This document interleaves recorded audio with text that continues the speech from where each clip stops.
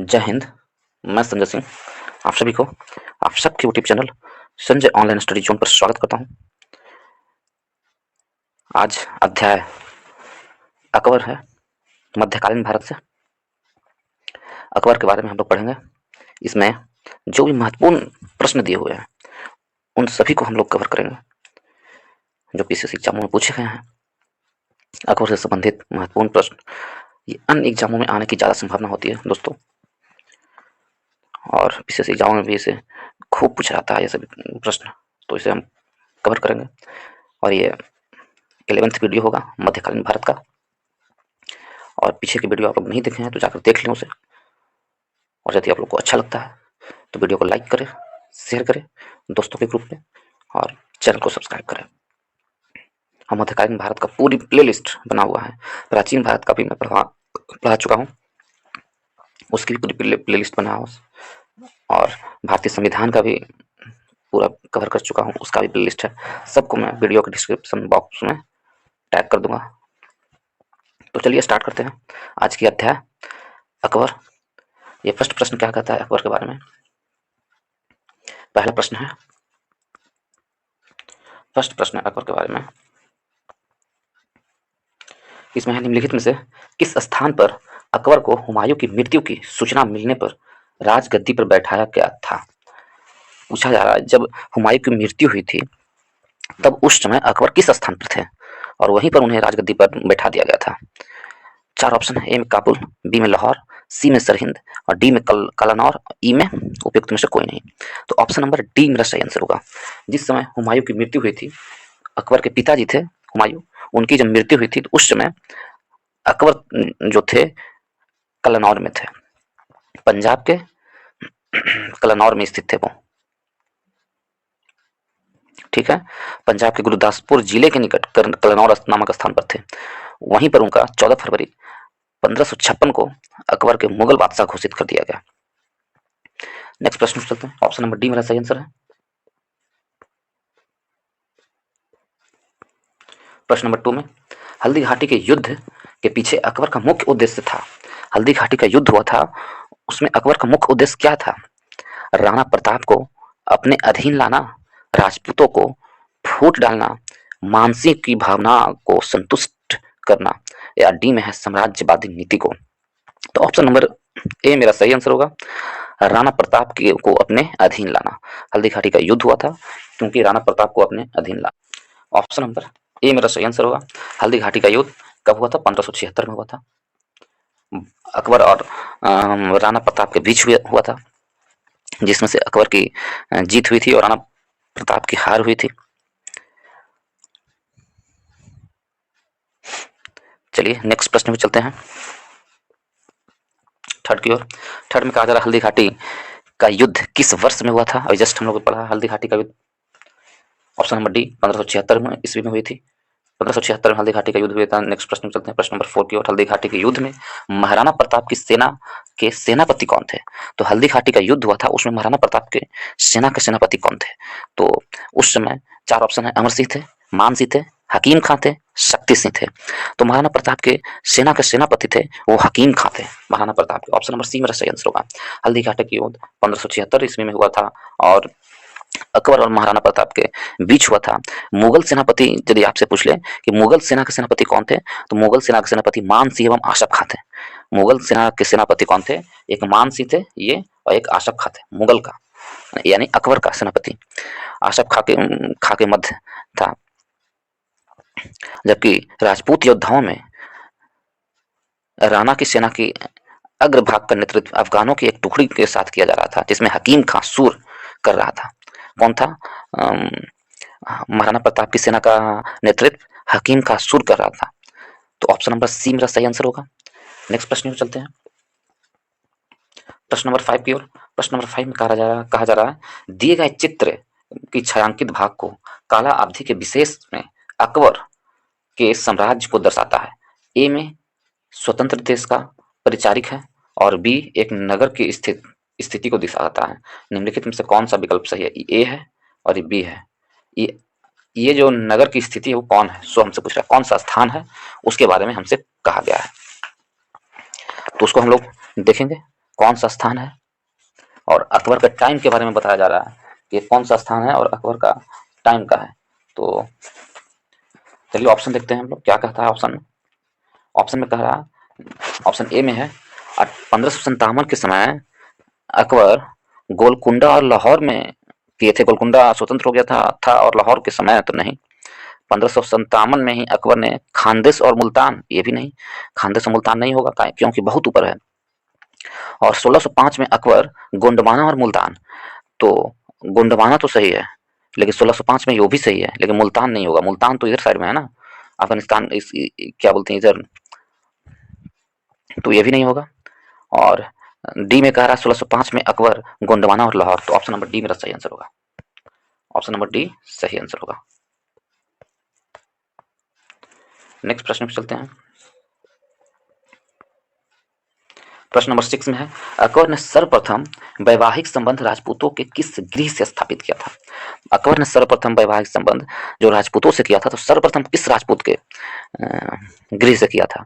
बुंदेलों से, कच्छवाहों से, राठौरों से, सिसोदिया से, तो ऑप्शन नंबर बी मेरा सही आंसर होगा। कच्छवाहों से अकबर ने सर्वप्रथम वैवाहिक संबंध स्थापित किया था। ऑप्शन नंबर बी सही आंसर है। नेक्स्ट प्रश्न पे चलते हैं, प्रश्न नंबर 7 की ओर। प्रश्न नंबर 7 में कहा जा रहा है अकबर ने, वही प्रश्न फिर से है, अकबर ने सर्वप्रथम किस राजपूतों से वैवाहिक संबंध स्थापित किया था, तो ऑप्शन नंबर सी मेरा सही आंसर होगा, कछवाओं से। नेक्स्ट प्रश्न में चलते हैं, प्रश्न नंबर 8 की ओर। प्रश्न नंबर 8 में कहा जा रहा है किस चिश्ती संत के दरगाह पर अकबर दर्शन हेतु अधिक जाता था। दर्शन हेतु अधिक जाया करता था अकबर किस चिश्ती संत के दरबार पर, तो 4 ऑप्शन है, मोइनुद्दीन चिश्ती, शेख निजामुद्दीन औलिया और कुतुबुद्दीन बख्तियार काकी और शेख फरीद संज ए शंकर, तो option number A Moinuddin Chishti के दरबार में अकबर अक्सर जाया करता था। ख्वाजा मोइनुद्दीन चिश्ती की अजमेर स्थित दरगाह पर दर्शन हेतु अक्सर जाता था अकबर, तो ऑप्शन नंबर ए मेरा सही आंसर होगा। नेक्स्ट प्रश्न चलते हैं, प्रश्न नंबर 9 की ओर। 9 में कहा जा रहा है निम्नलिखित में से किससे अकबर ने स्वयं मारा था।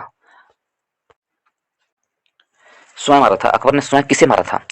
अधम खां को, बैरम खां को, वाज बहादुर को, पीर मोहम्मद खां को, तो अकबर ने किसे मारा था, तो ऑप्शन नंबर ए मेरा सही आंसर होगा। अधम खां को अकबर ने स्वयं मारा था। अधम खां जो था,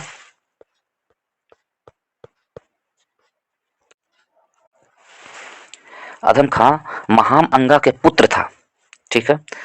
1562 ईस्वी में अकबर ने उसे स्वयं मारा था क्योंकि उसने अकबर के प्रधानमंत्री अतग्गा खां की हत्या कर दी थी।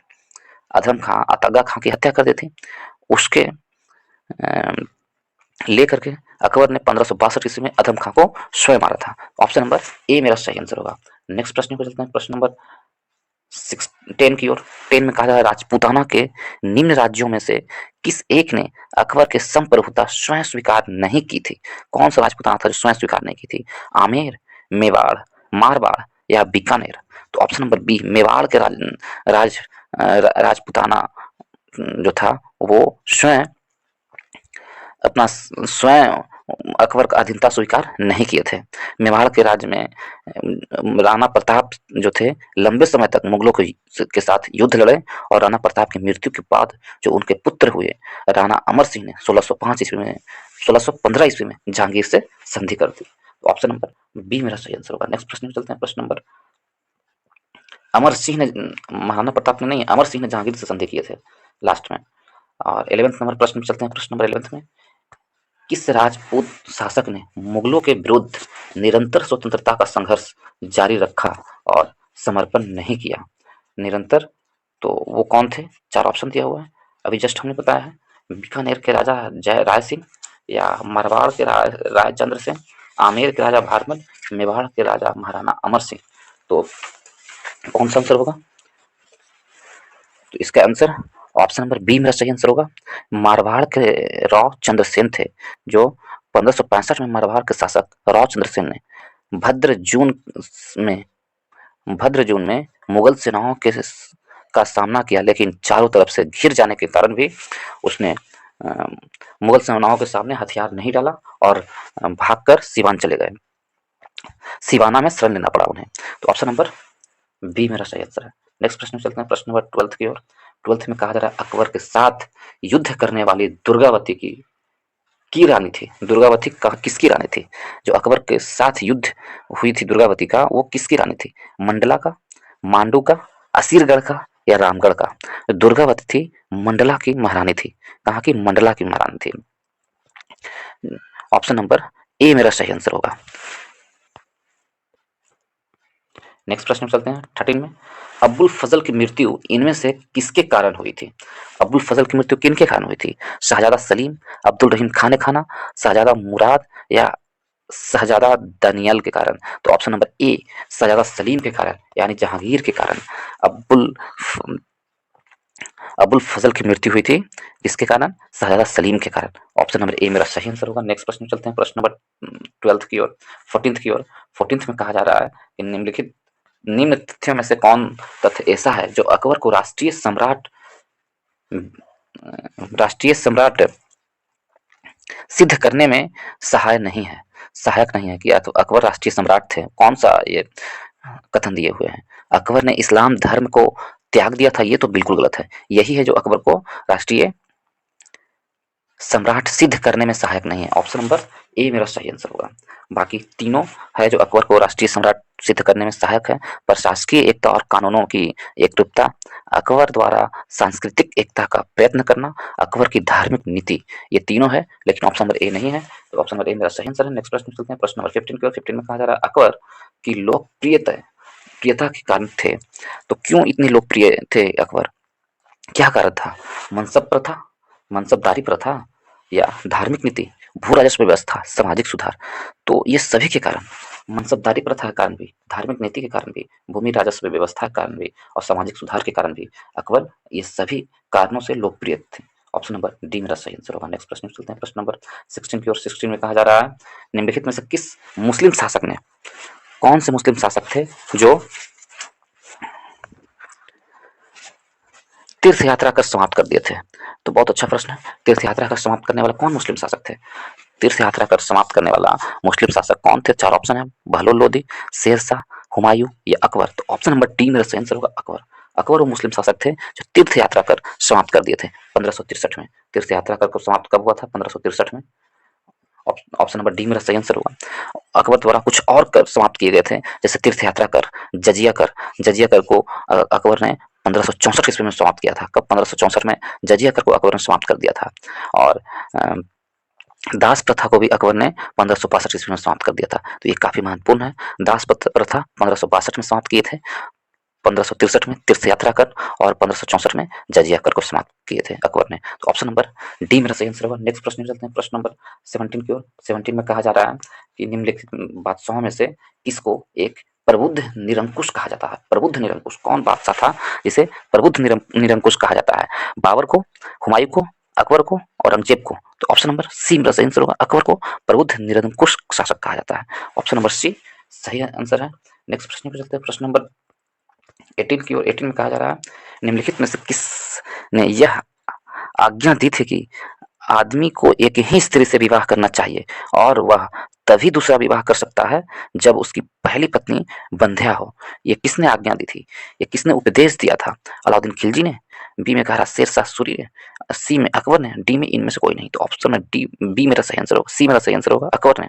अकबर ने यह उपदेश दिया था कि व्यक्ति को एक ही स्त्री से विवाह करनी चाहिए और वह तभी दूसरा विवाह कर सकता है जब उसकी पहली पत्नी वंध्या हो। तो ऑप्शन नंबर सी मेरा सही आंसर होगा। नेक्स्ट प्रश्न पे चलते हैं प्रश्न नंबर 19 की ओर। 19 में कहा जा रहा है अकबर का शासन जाना जाता है। अकबर का शासन किस लिए जाना जाता है? क्षेत्रों को जीतने के लिए? सही है, अकबर का शासन क्षेत्रों को जीतने के लिए भी जाना जाता है, या अपनी प्रशासनिक व्यवस्था के लिए? ये भी सही है। न्यायिक प्रशासन के लिए? ये भी सही है। उसकी धार्मिक कट्टरता के लिए? तो अकबर धार्मिक कट्टरता नहीं था, धार्मिक सहिष्णुता था। तो एक भी सही है, दो भी सही है, तीन भी सही है। इस प्रकार ऑप्शन नंबर कौन सा सही होगा? 1, 2, 3 बी में है, तो ऑप्शन नंबर बी मेरा सही आंसर होगा। नेक्स्ट प्रश्न में चलते हैं प्रश्न नंबर 20 की ओर। 20 में कहा जा रहा है कि अकबर के शासनकाल में पुनर्गठित केंद्रीय प्रशासन तंत्र के अंतर्गत सैनिक विभाग का प्रमुख था। तो सैनिक विभाग का प्रमुख कौन होता था अकबर के शासनकाल में? दीवान, मीर बख्शी, मीर समन या बख्शी? तो ऑप्शन नंबर बी मेरा सही आंसर होगा। तो मीर बख्शी हुआ करते थे सैनिक विभाग का प्रमुख। कौन हुआ करते थे? Mir Bakhshi. Option number B मेरा सही आंसर है, क्योंकि मीर बख्शी को ही सैन्य प्रमुख बनाया गया था। सैन्य विभाग का प्रमुख बनाया गया था किसे? मीर बख्शी को। ऑप्शन नंबर डी सही आंसर है। नेक्स्ट प्रश्न में चलते हैं। ऑप्शन नंबर बी मेरा सही आंसर है। नेक्स्ट प्रश्न में चलते हैं, प्रश्न नंबर 21 की ओर। 21 में कहा जा रहा है अकबर कालीन सैन्य व्यवस्था आधारित था थी तो किस तरह अकबरकालीन सैन्य व्यवस्था आधारित थी? मनसबदारी पर, जमींदारी पर, सामंतवादी पर, आईने दहशाला पर। किस पर आधारित थी? तो ऑप्शन नंबर ए मेरा सही आंसर होगा, मनसबदारी पर। अकबर की सैन्य व्यवस्था आधारित थी किस पर? मनसबदारी पर। अकबर की सैन्य व्यवस्था आधारित थी मनसबदारी पर। नेक्स्ट प्रश्न पे चलते हैं, प्रश्न नंबर 22 की ओर। 22 में है अकबर द्वारा दीवान का पूर्ण रूपेण दर्जा दिए जाने वाला प्रथम व्यक्ति था। कौन था जिसे अकबर ने पूरी तरह से दीवान का दर्जा दिया था? आशक खां को, मुनीम खां को, मुजफ्फर खां तुर्बती को, या राजा टोडरमल को? तो ऑप्शन नंबर सी मेरा सही आंसर होगा। मुजफ्फर खां तुर्बती को अकबर ने दीवान का दर्जा पूर्ण रूपेण दिए थे। ऑप्शन नंबर सी सही आंसर है। नेक्स्ट प्रश्न पे चलते हैं, प्रश्न नंबर 23 की ओर। अकबर ने जिस मनसबदारी प्रणाली को लागू किया वह किस देश में प्रचलित या प्रणाली से उधार ली गई थी? अकबर ने मनसबदारी प्रथा स्टार्ट किया था, तो पूछा जा रहा है मनसबदारी प्रथा किस देश में यह चल रहा था? वहां से ये उस मनसबदारी प्रथा को भारत में लागू किया था अकबर ने। चार ऑप्शन है, अफगानिस्तान में, तुर्की में, मंगोलिया में, या फारस में। तो ऑप्शन नंबर सी मेरा सही आंसर होगा, मंगोल में। मंगोलिया में मनसबदारी प्रणाली की व्यवस्था चल रही थी, उसी को अकबर ने अपने साम्राज्य के शासनकाल में लागू किया था। तो ऑप्शन नंबर सी मेरा सही आंसर होगा। नेक्स्ट प्रश्न पे चलते हैं, प्रश्न नंबर 24 की ओर। 24 में कहा जा रहा है, इसमें कुछ अकबर का कथन दिया हुआ है और कारण है, कौन सही है कौन गलत है इसके बारे में जानकारी है। तो पहला कथन में है अकबर के काल में हर 10 घोड़सवार सैनिक के लिए मनसबदारों को 20 घोड़ों का रख रखाव करना पड़ता है था। सही है। अकबर के काल में तो हर 10 घोड़सवार सैनिकों के लिए मनसबदारों के लिए 20 घोड़ों का रख रखाव करना पड़ता था। ये बिल्कुल सही है, कथन सही है। कारण देखते हैं क्या है। कारण है घोड़ों को यात्रा में आराम देना होता था और युद्ध के समय उनको बदलना आवश्यक होता था। ये भी सही है। इसीलिए इसीलिए मनसबदारों को, जो मनसबदार थे, उन्हें 10 घुड़सवार पर 20 घोड़े रखने होते थे, ताकि युद्ध के समय घोड़े यदि थक जाएं तो दूसरे घोड़े को युद्ध में पेश करके लड़ाई में जारी रखा जाए। तो इस प्रकार ऑप्शन नंबर ए भी सही है, कथन ए भी सही है, कारण भी सही है और उसकी व्याख्या भी सही करती है। तो ऑप्शन नंबर ए मेरा सही आंसर है। नेक्स्ट प्रश्न चलती है, प्रश्न नंबर 25 की ओर। जाप्ती प्रणाली किसकी उपज थी? जाप्ती प्रणाली किसकी उपज थी? गयासुद्दीन तुगलक की, सिकंदर लोदी की, शेर शाह की, या अकबर की? तो ऑप्शन नंबर डी मेरा सही आंसर होगा, जाप्ती प्रणाली अकबर की उपज थी। ऑप्शन नंबर डी सही आंसर है। जाप्ती प्रणाली क्या था? तो एक भू राजस्व वसूली था जाप्ती प्रणाली। भू राजस्व को इकट्ठा करने का एक कर था जिसे जाप्ती प्रणाली कहते हैं। ऑप्शन नंबर डी मेरा सही आंसर है। नेक्स्ट प्रश्न चलते हैं, प्रश्न नंबर 26 में। टोडरमल ने किस क्षेत्र में ख्याति अर्जित की थी? टोडरमल किस क्षेत्र से ख्याति अर्जित किए थे? सैन्य विभाग से, भू राजस्व से, हाशम परिहास से, या चित्रकला से? तो टोडरमल ने भू राजस्व से अपनी ख्याति प्राप्त की थी। ऑप्शन नंबर बी मेरा सही आंसर होगा। अकबर के काल में टोडरमल 1580 ईस्वी में आईन दसाला या टोडरमल बंदोबस्ती नामक नई कर प्रणाली को शुरुआत करके मुगलकानी व्यवस्था को अस्थायी स्वरूप प्रदान किया था। किन्होंने? टोडरमल ने। आईन दसाला या टोडरमल बंदोबस्ती, ठीक है, 1580 में। तो ऑप्शन नंबर बी मेरा सही आंसर होगा। भू राजस्व व्यवस्था से इन्होंने अपनी ख्याति प्राप्त की थी। ऑप्शन नंबर बी सही आंसर है। नेक्स्ट प्रश्न में चलते हैं, प्रश्न नंबर 27 की ओर।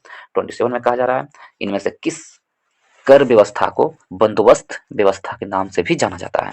कौन सा कर व्यवस्था है जिसे बंदोबस्त व्यवस्था के नाम से जाना जाता है? चार ऑप्शन दिए हुए हैं, जाप्ती प्रणाली को, दहसाला को, नासक को, या कानकुट को? तो ऑप्शन नंबर बी मेरा सही आंसर होगा। दहसाला पद्धति को बंदोबस्त व्यवस्था के नाम से भी जाना जाता है।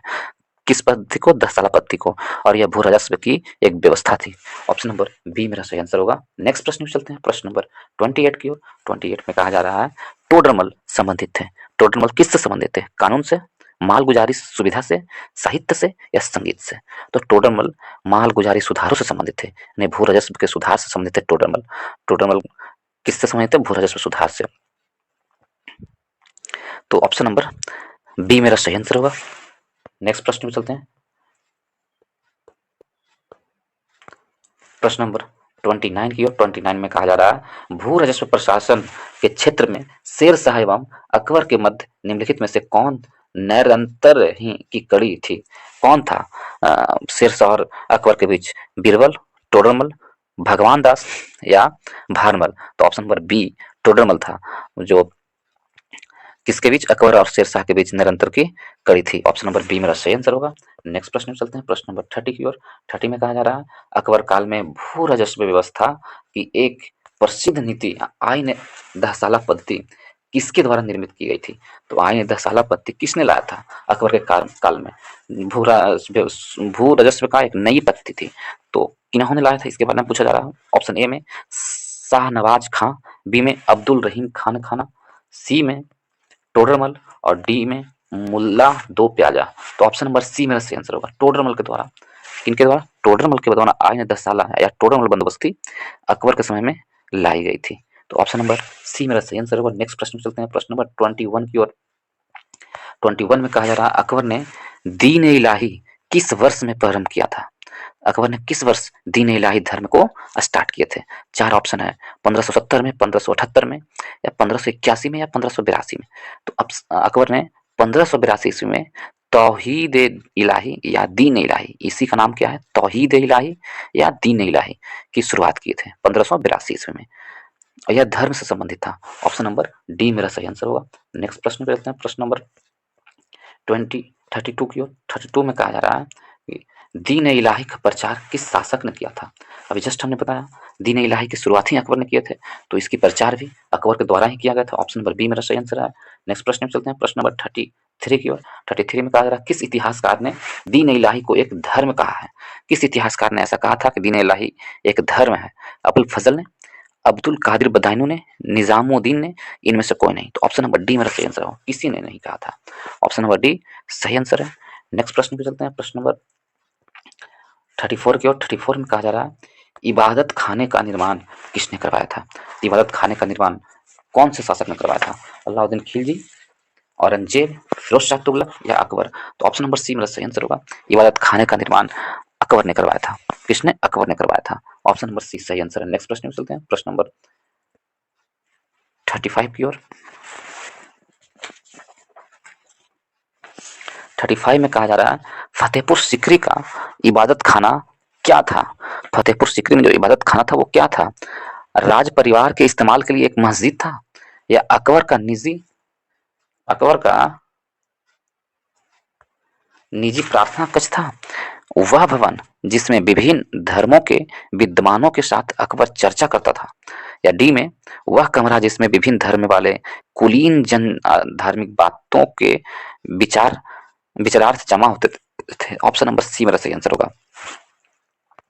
वह भवन जिसमें विभिन्न धर्मों के विद्वान के साथ अकबर चर्चा करता था, उस भवन को इबादत खाना कहते थे और वो फतेहपुर सिकरी में स्थित था। ऑप्शन नंबर सी मेरा सही आंसर है। नेक्स्ट प्रश्न पे चलते हैं। प्रश्न नंबर 36 की ओर। 36 में कहा जा रहा है निम्नलिखित इबादत में से कौन सी इमारत शान फतेहपुर कही जाती थी? कुछ इमारत दिए हुए हैं, उसमें से किसे शान फतेहपुर कहा जाता था? बुलंद दरवाजा को, तुर्की सुल्तान का महल को, जामा मस्जिद को या शाहजादी अंबर का महल को? Option number C Jama Masjid को शान फतेहपुर कही जाती थी। ऑप्शन नंबर सी मेरा सही आंसर है। नेक्स्ट प्रश्न पे चलते हैं। प्रश्न नंबर 37 की ओर। 37 में कहा जा रहा कौन सा स्मारक फतेहपुर सिकरी में नहीं है? फतेहपुर सिकरी में तो चार ऑप्शन दिए हुए, स्वर्ण महल, पंचमहल, जोधाबाई का महल या अकबरी महल? कौन सा महल था जो फतेहपुर सिकरी में नहीं था? तो फतेहपुर सिकरी में कौन सा महल नहीं था? तो देखिए फतेहपुर सिकरी में बहुत से महल थे, ठीक है, उसमें से जोधाबाई महल थी, पंचमहल, स्वर्ण महल अथवा सुनहला मकान। स्वर्ण महल को सुनहला मकान भी कहते हैं। दीवान आम, दीवान खास, मरियम की कोठी, बीरबल की कोठी आदि प्रमुख थे। अकबर के फतेहपुर सिकरी का जो महल बनाए गए थे उसमें ये सब थे, परंतु अकबरी महल नहीं था। ऑप्शन नंबर डी मेरा सही आंसर होगा। स्वर्ण महल भी था, पंचमहल भी था, जोधाबाई का महल भी था, और भी महल थे जो हमने बता दिया, लेकिन अकबरी महल नहीं था। तो ऑप्शन नंबर डी मेरा सही आंसर होगा। नेक्स्ट प्रश्न चलते हैं, प्रश्न नंबर 38 की ओर। 38 में कहा जा रहा है, दिल्ली में कौन सा ऐतिहासिक स्मारक भारतीय तथा फारसी वास्तुकला शैली का उदाहरण है? दिल्ली में कौन सा वो स्मारक है जो भारत और फारसी स्मारक का मिश्रण शैली है? कौन सा? कुतुब मीनार, लोधी का मकबरा, हुमायूं का मकबरा, या लाल किला? तो ऑप्शन नंबर सी मेरा सही आंसर होगा। हुमायूं का मकबरा है जो भारतीय तथा फारसी वास्तुकला का मिश्रित शैली है। ऑप्शन नंबर सी सही आंसर है। हुमायूं का मकबरा, हुमायूं का मकबरा हुमायूं की पत्नी के संरक्षण में कौन बनाए थे? मीरक मिर्जा ग्यास के द्वारा तैयार किया गया था। डिजाइन मीरक मिर्जा ग्यास के द्वारा तैयार किया गया था। तो ऑप्शन नंबर सी मेरा सही आंसर होगा। नेक्स्ट प्रश्न चलते हैं, प्रश्न नंबर 39 में यदि हुमायूं के मकबरा के बारे में यदि बात हुई है तो हुमायूं के मकबरा में दोहरा गुंबज है, ये भी एक बहुत अच्छा प्रश्न पूछ दिया जाता है। चलिए 39 में देखते हैं, सुलह कुल का सिद्धांत किसके द्वारा प्रतिपादित किया गया था? सुलह कुल सिद्धांत किसने दिया था? निजामुद्दीन औलिया ने, अकबर ने, जैनुल आबदीन ने, शेख नासरुद्दीन चिराग ने?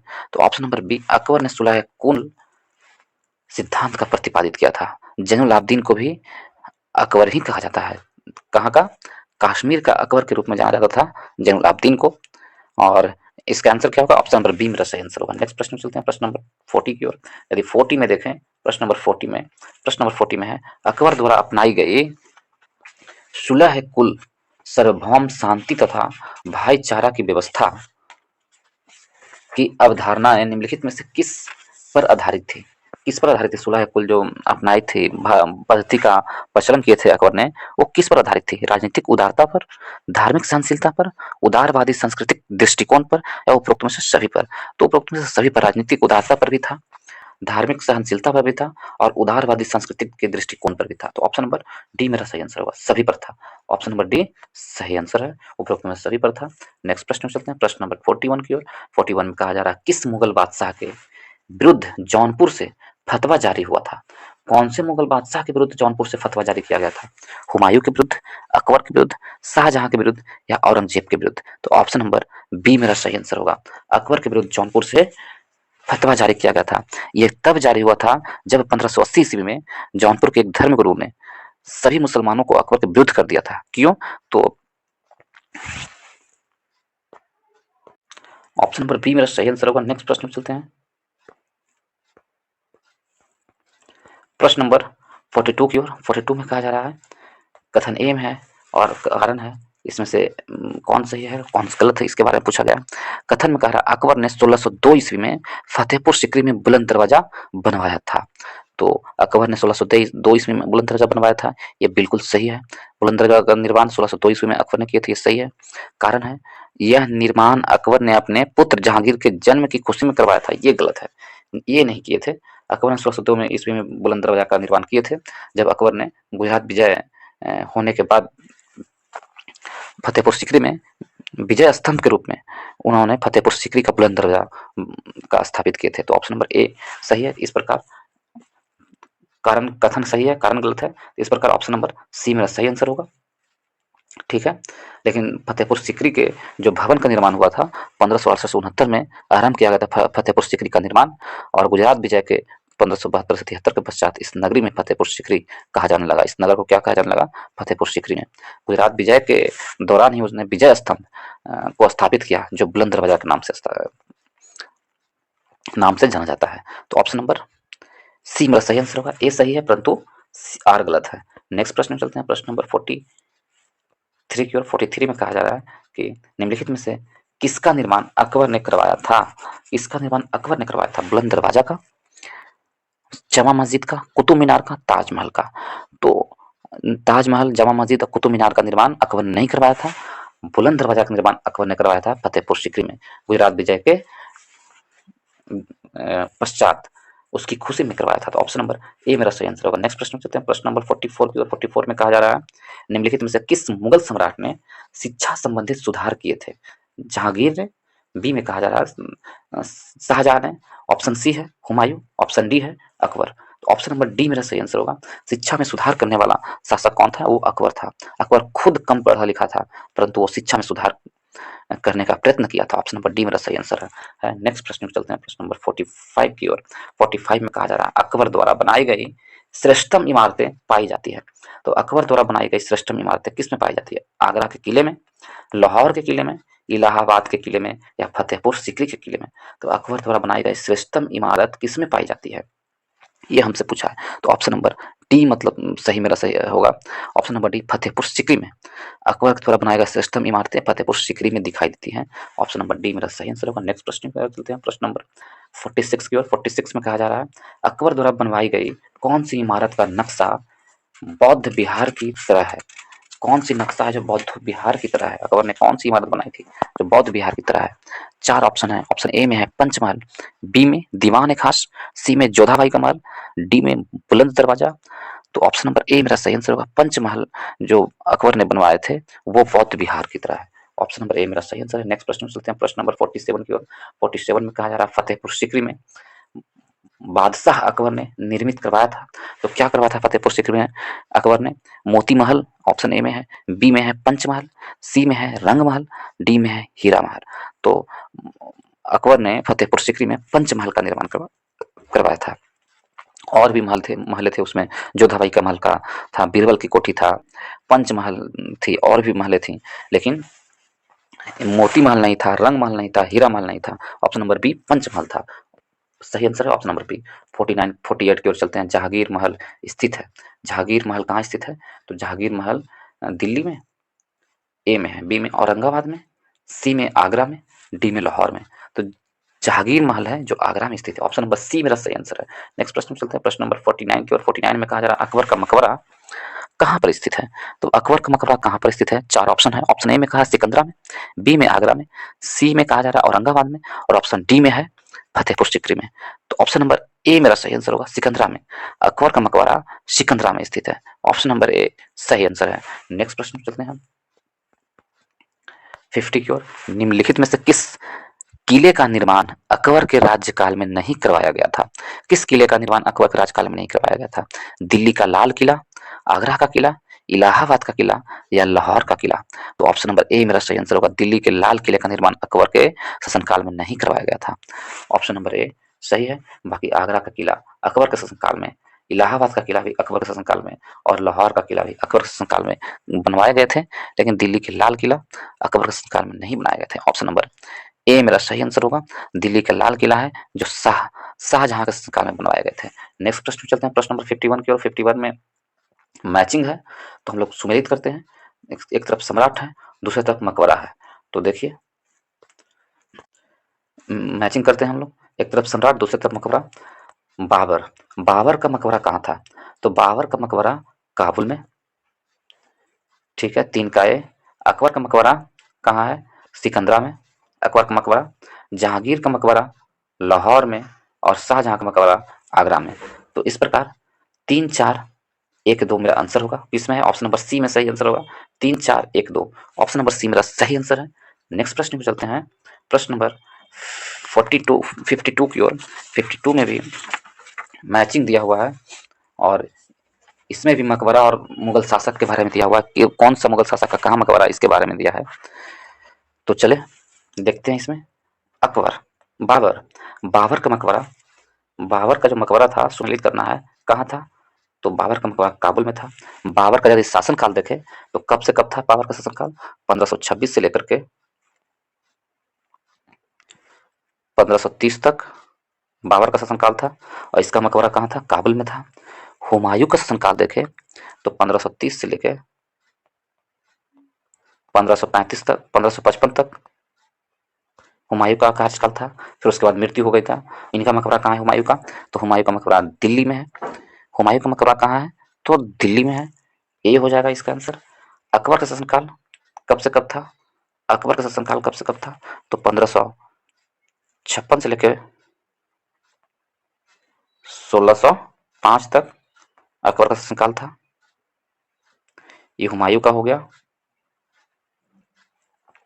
और जहांगीर का शासनकाल यदि देख ले तो जहांगीर का शासनकाल 1605 से लेकर के 1627 तक था। तो ठीक है, जहांगीर का मकबरा कहाँ था? जहांगीर का लाहौर में था और अकबर का सिकंदरा में था। तो इस प्रकार मेरा आंसर क्या होगा, एक बार फिर से देख लिया जाए तो बाबर का मकबरा काबुल में, हुमायूं का मकबरा दिल्ली में, अकबर का मकबरा सिकंदरा में और जहांगीर का मकबरा मकबरा लाहौर में। एक का ब, एक का ब और दो का अ, ऑप्शन नंबर बी मेरा सही आंसर होगा। नेक्स्ट प्रश्न में चलते हैं, प्रश्न नंबर 53 की ओर। 53 में कहा जा रहा है अकबर के काल में महाभारत का फारसी अनुवाद किसने निर्देश में हुआ था? महाभारत का फारसी अनुवाद किसके निर्देश में हुआ था अकबर के काल में? उतवी के, नाजरी के या अब्बुल फजल के या फैजी के? तो महाभारत का जो फारसी अनुवाद हुआ था वह फैजी के नेतृत्व में हुआ था। ऑप्शन नंबर डी मेरा सही आंसर होगा। अकबर के राज कवि थे फैजी, उनकी अध्यक्षता में एक अनुवाद विभाग की स्थापना हुई थी। एक अनुवाद विभाग की स्थापना किसके समय में हुई थी? फैजी के अध्यक्षता में हुई थी। इसलिए अनुवाद विभाग का स्वर्ण युग कहा जाता है अकबर के काल को। स्वर्ण युग कहा जाता है अनुवाद विभाग का, क्या कहा जाता है? स्वर्ण युग अकबर के काल को कहा जाता है। और फैजी उसके अध्यक्ष थे और अकबर के आदेश पर ही महाभारत के विभिन्न भागों को रज्मनामा के नाम से फारसी में अनुवाद फैजी के ही निर्देश में किया गया था। और फैजी के निर्देश में किसने किया था? नकीब खान ने, नकीब खां बदायूं ने तथा फैजी आदि विभिन्न विद्वानों के सम्मिलित प्रयास से किया गया था। तो फैजी के किसने कब किसने किया था? फैजी तो उसकी अध्यक्षता कर रहे थे, लेकिन किया कौन था? नकीब खां और बदायूं और फैजी तीनों मिल के किए थे महाभारत के फारसी में अनुवाद। यदि आपसे पूछ ले कि रामायण का अनुवाद किसने किया था, तो रामायण का अनुवाद बदायूं ने किया था। रामायण का फारसी में अनुवाद किया था बदायूं ने, और जबकि लीलावती का अनुवाद फैजी ने किया था और अबुल फजल ने कालिया दमन का फारसी में अनुवाद किए थे अबुल फजल ने। तो ये काफ़ी इंपॉर्टेंट है, इसे याद रखना है। रामायण का अनुवाद बदायूं ने किए थे और लीलावती का अनुवाद फैजी ने किए थे। अबुल फजल ने कालिया दमन का अनुवाद किए थे फारसी में। और महाभारत का अनुवाद फारसी में हुआ था फैजी के निर्देश में। नकीब खां बदायूं और फैजी ये तीनों मिलकर किए थे। तो ऑप्शन नंबर डी मेरा सही आंसर होगा। नेक्स्ट प्रश्न में चलते हैं, प्रश्न नंबर 54 में, निम्नलिखित में से किसने महाभारत का फारसी में अनुवाद किया था? फारसी में अनुवाद हमसे पूछा जा रहा है, किसने किया था? तो महाभारत का फारसी में अनुवाद, चार ऑप्शन है, अब्दुल कादिर बदायूं, अबुल फजल या निजामुद्दीन अहमद, शेख मुबारक। तो अब्दुल फजल के नहीं थे, अब फैजी के नेतृत्व में अब्दुल कादिर बदायूं, नकीब खां और फैजी ये तीनों मिलकर महाभारत का नेतृत्व किए थे। तो ऑप्शन नंबर ए मेरा सही आंसर है, उनके अनुवाद किए थे। तो ऑप्शन नंबर ए मेरा सही आंसर है। नेक्स्ट प्रश्न में चलते हैं, प्रश्न नंबर 55 की ओर। महाभारत में के फारसी अनुवाद का शीर्षक है, क्या शीर्षक है? किस नाम से फारसी अनुवाद किया गया था महाभारत को? तो उसका नाम क्या है? आयन सुहेली रज्मनामा, हस्त बहिस्त या आयर दानिश। तो ऑप्शन नंबर बी मेरा सही आंसर होगा। रज्मनामा के नाम से महाभारत को अनुवाद किया गया था फारसी में। नेक्स्ट प्रश्न में चलते हैं, प्रश्न नंबर 56 में कहा जा रहा है 16वीं शताब्दी में संपन्न महाभारत का फारसी अनुवाद कहलाता है। क्या कहलाता है महाभारत का फारसी अनुवाद? हम लोग महाभारत कहते हैं तो फारसी में उसे क्या कहा जाता है, किस नाम से फारसी में अनुवाद किया गया था? तो वो रज्मनामा के नाम से किया गया था। ऑप्शन नंबर बी मेरा सही आंसर है। नेक्स्ट प्रश्न में चलते हैं, प्रश्न नंबर 57 की ओर। 57 में कहा जा रहा है अकबर की इच्छा अनुसार किसने रामायण का फारसी में अनुवाद किया था? अकबर की इच्छा के अनुसार किसने रामायण के फारसी में अनुवाद किया था? तो रामायण के फारसी में अनुवाद अब्दुल कादिर बदायूं ने किया था। ऑप्शन नंबर बी मेरा सही आंसर होगा। अब्दुल कादिर बदायूं ने रामायण का फारसी में अनुवाद किए थे, जबकि अब्दुल फजल ने कालिया दमन का फारसी में अनुवाद किए थे और फैजी ने लीलावती का फारसी में अनुवाद किए थे। तो ऑप्शन नंबर डी मेरा सही आंसर होगा, बी मेरा सही आंसर होगा। Option number B, Abdul Qadir Badayuni ने रामायण का फारसी में अनुवाद किए थे। ऑप्शन नंबर बी सही है। नेक्स्ट प्रश्न में चलते हैं, प्रश्न नंबर 58 की ओर। 58 में कहा जा रहा है किसने रामायण का फारसी भाषा में अनुवाद किया था? तो अभी हमने जस्ट पढ़ा है किसने किया था अब रामायण का, तो अब्दुल कादिर बदायूं ने। ऑप्शन नंबर डी मेरा सही आंसर है। नेक्स्ट प्रश्न में चलते हैं, प्रश्न नंबर 59 में। 59 थोड़ा पढ़ने में नहीं दिख रहा है दोस्तों, फिर भी पढ़ने की कोशिश हम करते हैं। सम्राट अकबर द्वारा निम्नलिखित में से किसको जरी कलम का उपाधि दी गई थी? वो हमसे प्रश्न पूछा है कि जरी कलम को उपाधि किसे दिए थे सम्राट अकबर ने? तो मोहम्मद हुसैन खां को जरी कलम की उपाधि दी गई थी। नेक्स्ट प्रश्न में चलते हैं, प्रश्न नंबर 60 की ओर। 60 नंबर प्रश्न में कहा जा रहा है कि जैन साधु जो अकबर के दरबार में कुछ वर्ष रहा और जिसे जगत गुरु की उपाधि से सम्मानित किया गया था वह कौन थे जैन साधु? 4 ऑप्शन है हेमचंद्र, बी में हरिविजय सूरी, सी में जिनसेन और डी में उमा स्वाति। तो ऑप्शन नंबर बी मेरा सही आंसर होगा। हरिविजय सूरी वो जैन साधु थे जो जिसे अकबर ने अपने दरबार में कुछ वर्षों तक रहा और उसे जगत गुरु की उपाधि दी थी। ऑप्शन नंबर बी मेरा सही आंसर होगा। नेक्स्ट प्रश्न निकलते हैं प्रश्न नंबर 61 की ओर। 61 में कहा जा रहा है वह प्रसिद्ध जैन आचार्य कौन थे जिनको अकबर ने बहुत सम्मानित किया था? तो प्रसिद्ध जैन आचार्य वो कौन थे? अभी जस्ट हमने बताया है। ऑप्शन नंबर बी मेरा सही आंसर होगा। हरिविजय सूरी थे। ऑप्शन नंबर बी सही आंसर है। नेक्स्ट प्रश्न चलते हैं प्रश्न नंबर 62। मुगल सम्राट अकबर के समय में प्रसिद्ध चित्रकार था, कौन चित्रकार था प्रसिद्ध थे जो मुगल काल अकबर के समय में थे? अबुल हसन, दसवंत, किशनदास या उस्ताद मंसूर? तो अकबर के चित्रकार में जो चित्रकला के चित्रकार थे अबुल फजल ने अपनी आईन अकबरी में ये लिखे हैं कि दसवंत, बसावन, केशवलाल, मुकुंद और मिस्किन, जगन जगन महेश, खेमकरण, तारा सावल, हरिवंश ये सभी कौन थे? तो अकबर के शासनकाल में चित्रकार थे। तो ऑप्शन नंबर बी मेरा सही आंसर होगा दसवंत। दसवंत जो चित्रकार थे अकबर के शासनकाल में वह एक चंद्रवंशी राजा का बेटा हुआ करते थे, चंद्रवंशियों का बेटा हुआ करता था दसवंत। तो ऑप्शन नंबर बी मेरा सही आंसर होगा। नेक्स्ट प्रश्न में चलते हैं प्रश्न नंबर 63।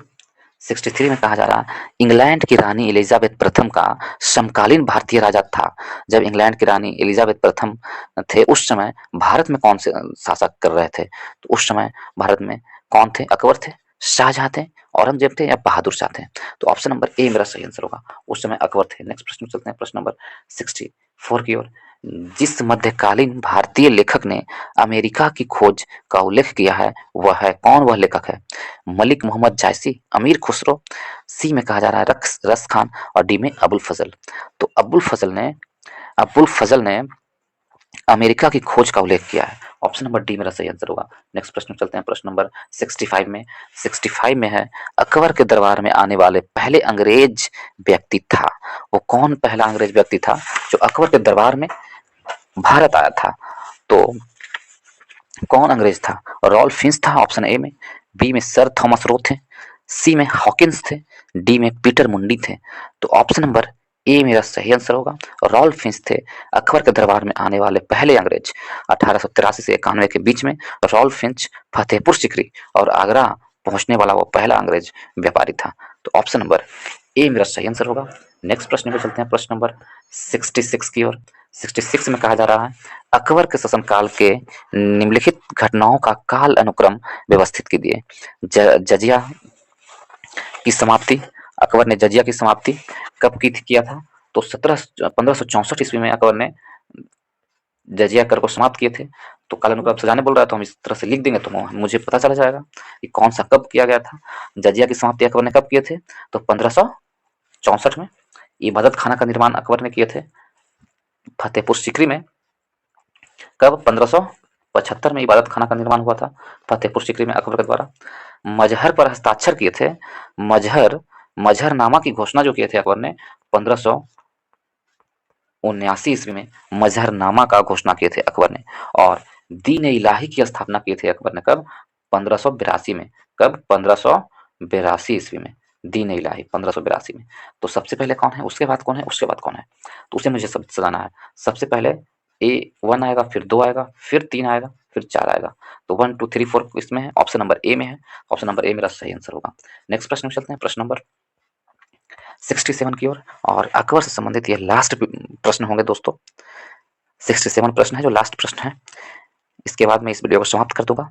यदि आप लोग को अच्छा लगा हो या कुछ भी सीखने के लिए मिला हो तो वीडियो को लाइक करें, दोस्तों के ग्रुप में शेयर करें और चैनल को सब्सक्राइब करना ना भूलें और बेल आइकन को भी दबा लें ताकि जो भी मैं वीडियो को अपलोड करूं आपको नोटिफिकेशन मिल सके। तो चलिए लास्ट प्रश्न को देखते हैं। अकबर ने बंगाल तथा बिहार को मुगल साम्राज्य में मिलाया। तो किस वक्त अकबर ने बंगाल और बिहार को मुगल साम्राज्य में मिलाया था? 1990 में, ऑप्शन ए में है।